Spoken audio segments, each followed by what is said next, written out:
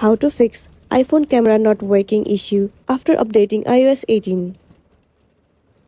So in order to fix this issue, what you're going to do is, first of all, move into your application camera.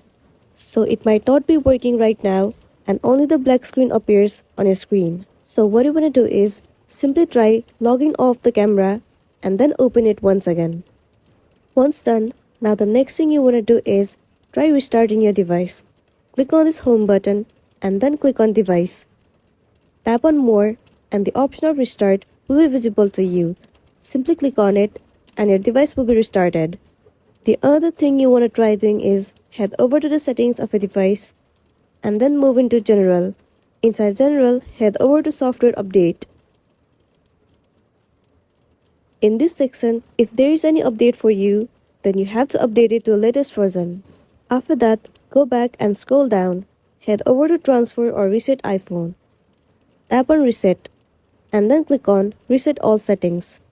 After that, follow the on-screen process and then you'll be good to go. So that's all for today, and this is simply how you can fix iPhone camera not working after updating iOS 18. Make sure to smash the like button and consider subscribing if you found this video helpful. We'll see you in the next one.